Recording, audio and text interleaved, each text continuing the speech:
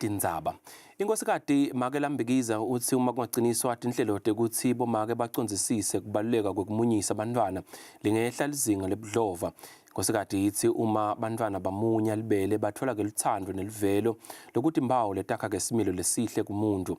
Inkosikazi ibesimenyo lesikhulu emcimbini wabomake wesiphohlonga iBreak Your Shell Mother's Day celebration lebobanjelwe ezulwini. Live leSwatini njengalamanye emave lenganywe insaya ekuhlukubetana lokuhambisana nebudlova. Inkosikazi Make Lambikiza sayivete likhambi lelingaphilisa live lekukuthi bantwana bamunye luthando basakhula ngekuthi babe nesikhathi lesanele sekumunya kubonina. Lo mcimbi lobanjwa njalo ngeminyaka lohambisana nelisuku labomake bewubanjelwe ehotela leHappy Valley ezulwini. Kanti wasungulwa nguMake Phuwa Inkosi Mabuza, umsunguli welicembu leWhen Women Worship. Bomake laba nelutsimvo lolukhulu etinhlangothini letahlukahlukene kuleli nangephandle kwakuleli batihlomise ngemasu ekuhlumisa timpilo tabo balolonga emakhono abo babhunga netindlela tokwephula imiklabo levimba ukuthi bavelele emimangweni naseveni.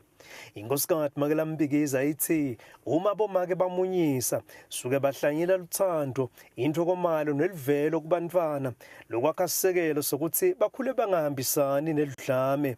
And one of our fundamental joys in being mothers is that we are able to breastfeed, which is a very powerful force. It is a cornerstone in cultivating loving environments and, surprisingly, a vital element in preventing violence within our communities. Violence is rife.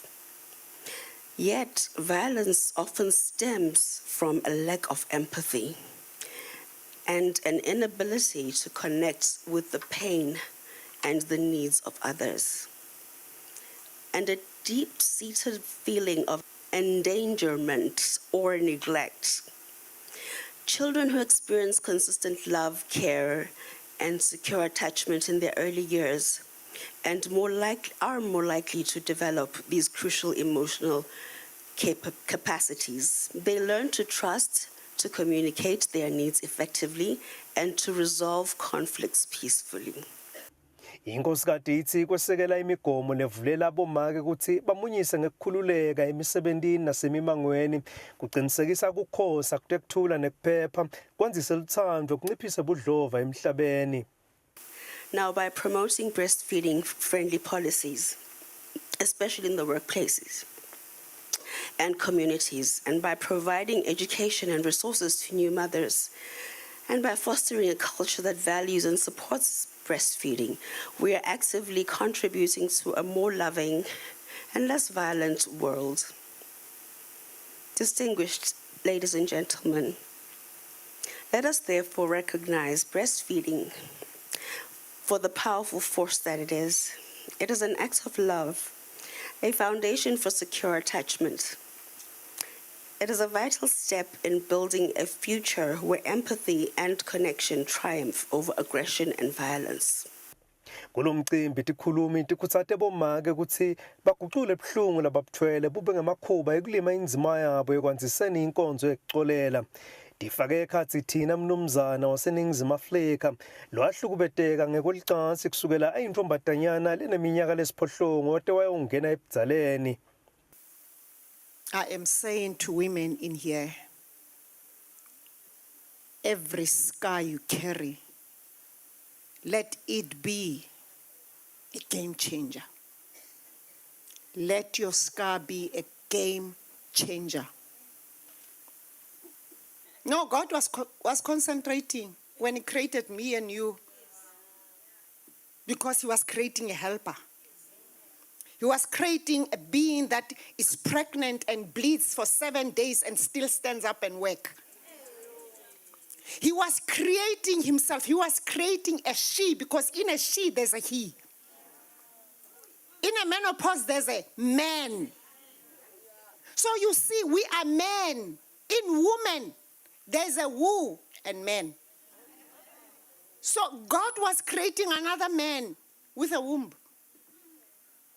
A man that is going to be carrying burden and be able to survive mentally, physically, emotionally, and still takes care of the family.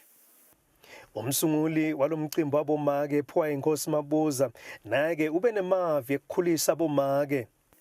When you come to such forums, when you come to such networking, you find yourself rising again.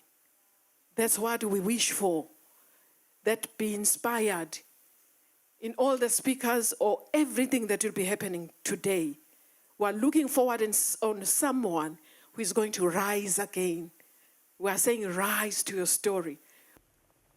Kulomcimbi bomake bakhuthazwa ukuthi bathole amandla kuNkulunkulu bathi nokuthi benda umsebenzi lomuhle nokuthi luthindvo lwabo luyevakala emimangweni naseveni.